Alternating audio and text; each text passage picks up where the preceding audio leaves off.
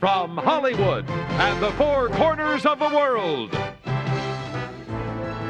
You asked for it. Starring Rich Little.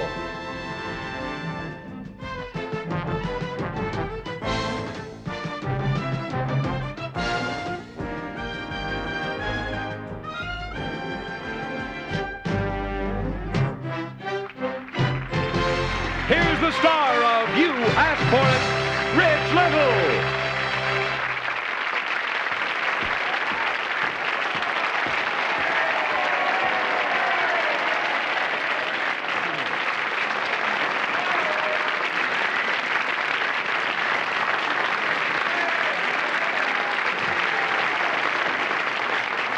Thank you, and welcome to the only show on television that goes anywhere in the world just because you asked for it. Tonight from Japan, a city made completely of ice. A never-before-attempt water ski trick. A man whose best friend is a pigeon, and much, much more. First, the power for destruction locked up in a drop of water. Can a mere droplet create a flood and threaten lives? Well, it can if you study the world beyond the naked eye through the magic of microscopic photography. We open the door to that world tonight. Jack Smith is our guide into the unknown. George Park of Arcadia, California, you asked for it. Welcome to the world beyond the naked eye. It's a world you can only see with the aid of very special eyes, such as these, developed by a team of microphotographers at Image International in England. Now, with these eyes, you not only see in a special way, but you also become part of the world into which only the camera takes you. A world of surprises, in which you join the drama of life forms you have never really seen before in close-up.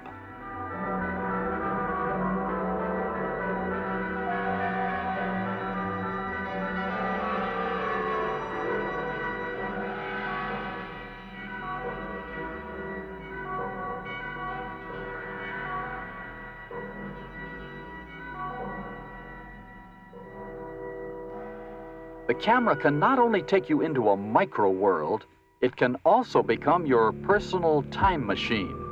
Hours of life can pass in seconds. The time machine of the camera can also slow time down. Now you can see one beat of a hummingbird's wing where your natural eye would strain at the blur of 1,000.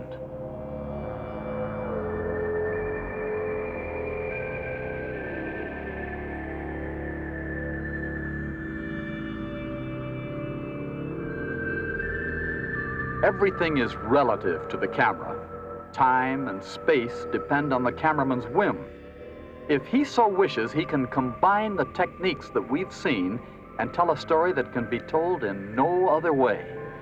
For example, the story of a dog who got wet and created a storm just by shaking himself.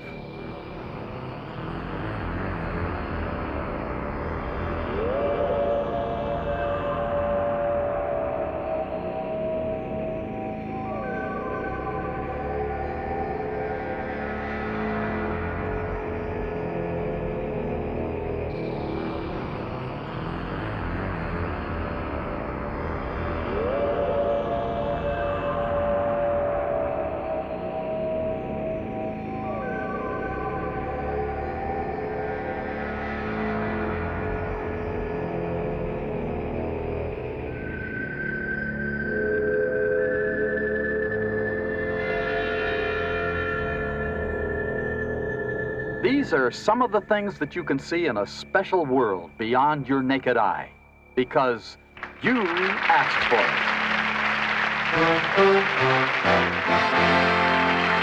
Now we go from a drop of water to Japan's city made entirely of ice. We'll be right back.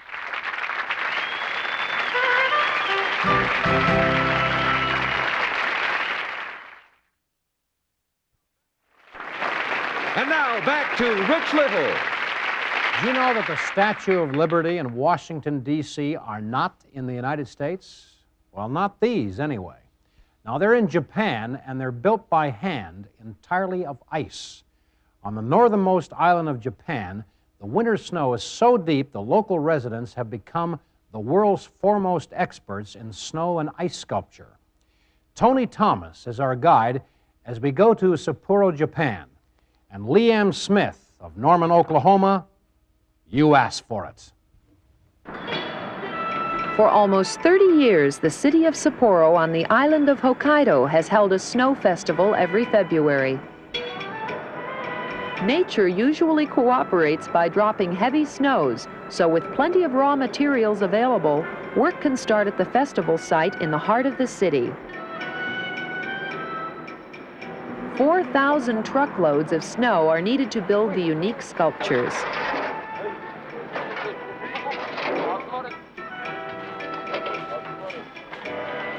The subject matter ranges from the familiar to the imaginary, from buildings and locomotives to mythological beings.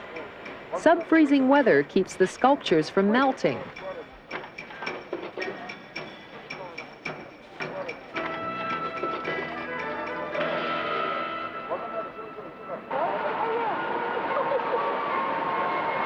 Two million visitors come to admire the fantastic assemblage of some 200 exhibits.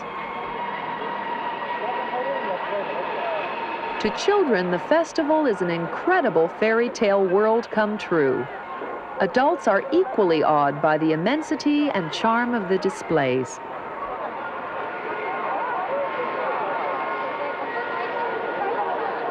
Where else can a kid slide down a statue?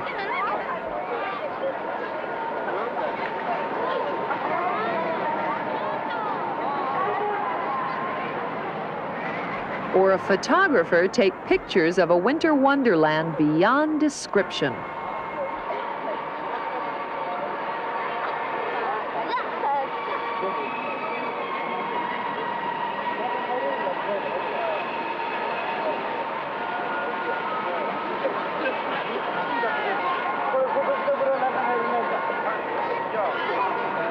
And in a special gesture of friendship to America, the Statue of Liberty and the White House were constructed.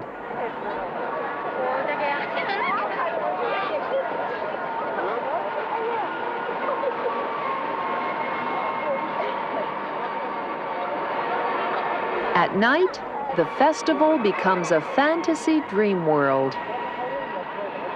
The image of the Pope seems to bestow on the exhibit lights which glow from within. And the Statue of Liberty blazes its torch to all the world. And you've seen it too, because you asked for it.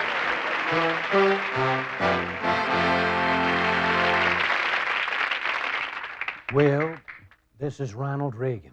And that's the way Washington always looks to me when I hear that one of my budget cuts is frozen in committee.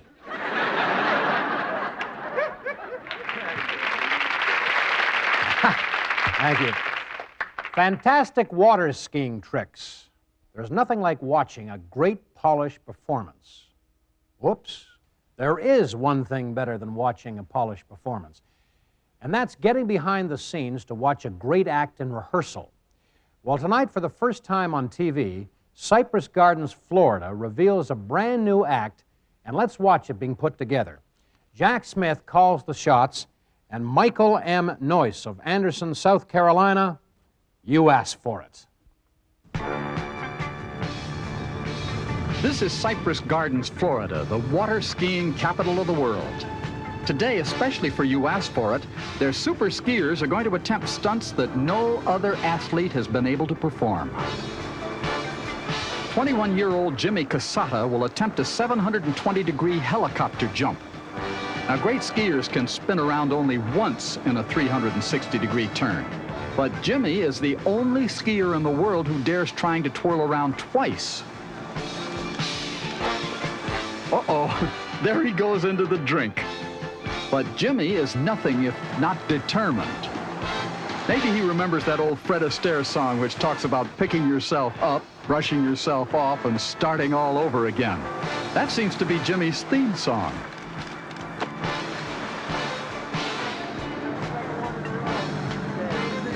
Well, one more try.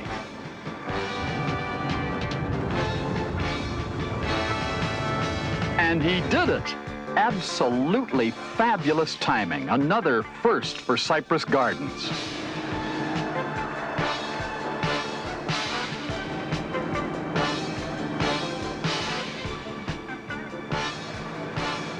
You've probably seen people ski jump before, and maybe you've seen a person do a flip on skis.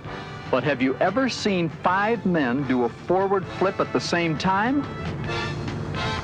The timing on this spin is critical. One mistake by any skier and they're all going to make a very big splash together. Whoops, wait. One ski in there is backwards. Now it's all right. Boy, that was a close call.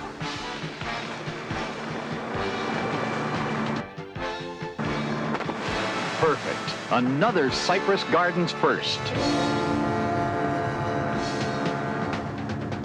The Cypress Garden skiers were the first in the world to build their famous 3-tier pyramid. Well, now, especially for our You Asked For It cameras, they're going to try for a 12-person 4-tier structure. Now, this takes teamwork, great skiing, and incredible balance all rolled into one. Even though they make it look easy, it took years of experimenting with different skis and rope lengths and water speeds to find the perfect combination.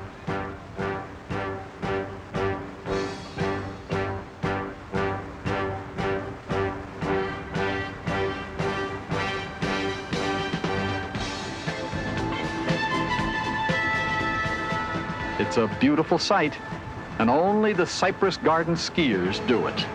And we saw it happen because, Michael Noyes, you asked for it.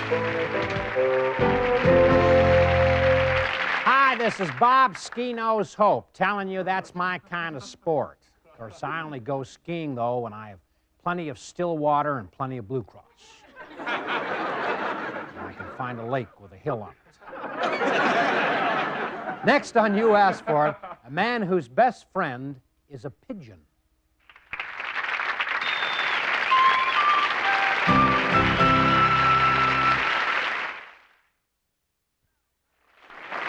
And now back to Rich Little. You Asked For It camera crews go anywhere to bring you what you want to see. So challenge us. Find the unusual, the daring, the unbelievable. Dare us to do the impossible. Just write to You Asked For It, P.O. Box 1980, Hollywood, California, 90028. Well, no challenge is too great for Jack Smith. And here he is with another fascinating segment from the past. Jack? Thank you, Rich. Why do people always say that a dog is man's best friend? Back in 1958, we found proof that man can make friends with any creature on Earth. Now, Earl Stahl of Buckley, Washington, had as his best pal a pigeon. And as you watch this story, remember, Earl never trained his pigeon pal, and the bird always was given absolute freedom. I say that only a dog is man's best friend. Here we found proof that we can make friends with any of God's creatures. A bird happens to be this man's best pal. His name, Mr. Earl Stahl of Buckley, Washington. His pal, a female carrier pigeon named Pidge. Our request reads, one of the most unusual sights I ever saw was that of Earl Stahl and his pet pigeon, which flies with him as though tied by some magnetic string. Of her own free will, Pidge follows him everywhere. I think your viewers would like to see this example of the rewards of a little kindness and loving care will bring.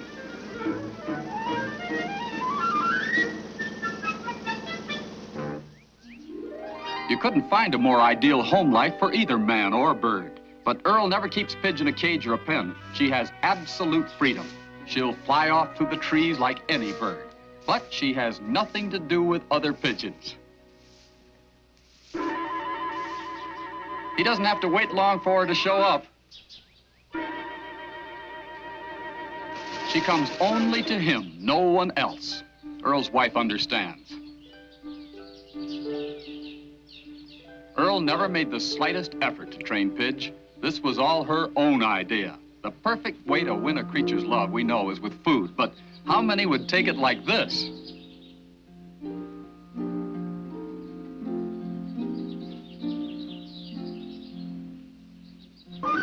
rides into town, Pidge goes right along, on his shoulder, up to 35 miles an hour. And then she takes flight, always just ahead, sometimes swooping within inches of the pavement at 50 miles an hour. Earl cycles daily to his job at a Tacoma London mill, 25 miles away. Now, if Pidge ever gets left behind, she makes a beeline for that mill. Time to gas up, in for a landing. Full measure now. Pidge keeps a sharp eye on that tank.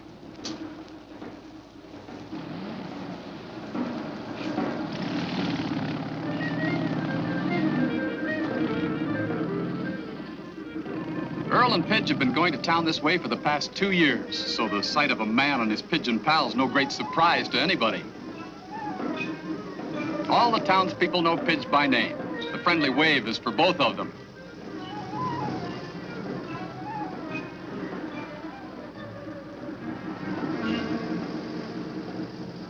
Here at the lumber yard is where Earl and Pidge first met when she was just a baby. One of Earl's fellow workers found her down with a broken leg. Earl bought her for 50 cents, took her home, nursed her back to health, and they've been inseparable ever since. Yes, even at work. Kind of nice to have a pal around. Makes work a lot easier for a fellow. And she's never any problem. That is, until Earl goes out for coffee. Cafes are for human beings. Dogs have to stay outside, so why not pigeons, too?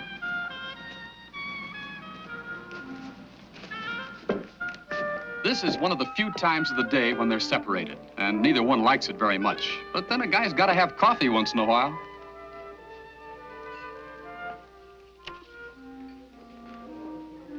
Doesn't seem right, though, leaving your best pal outside. You kind of get the idea Pidge knows her master's a softy, just keeps pacing back and forth where he can see you. Yep, sooner or later he weakens. Ask the waitress to let Pidge inside. She's a softy, too.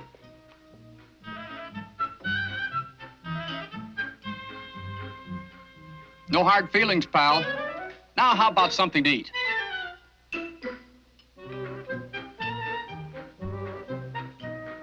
A handful of pigeon pellets for our feathered friend. But someday, when Earl's not looking, she'll try a donut. Finally, off for home.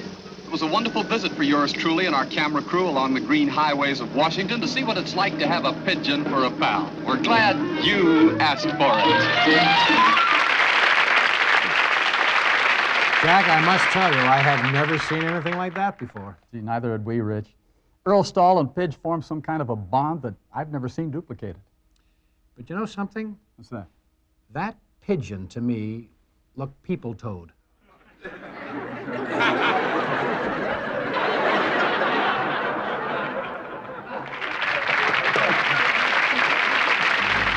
Rich Little will be right back with more of You Asked For It. And now back to Rich Little. Thank you. I got to tell you, the mail is coming in by the truckload. Now, here's an interesting letter. We don't want to seem rude or crude, nor weird, vain, or insane. But what we ask for is a chance to view ourselves interviewing Tony Geary, with whom we've been trying to correspond until we've become very weary. We know our letters are reaching someone somewhere, for they've never been returned from them or there. Our letters were full of such wit and charm, and even once in a while a pun, that to think he completely ignores them, he just couldn't have done. So we're pleading our case to you on bended knee with hopes you ask for it will answer our plea. We're really quite eager to have this done, and we're sure our viewers will find it a lot of fun. Smith and Price, Roanoke, Virginia. That's the letter. Here's our reply. Dear Smith and Price, I'll tell you, Tony Geary and I haven't been speaking for ages, and I will tell you why. We're working on different networks.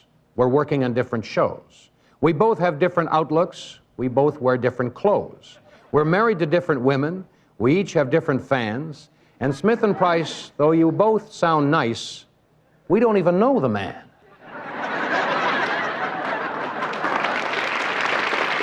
Keep them coming, folks. We'll see you next time on... Good night, everybody.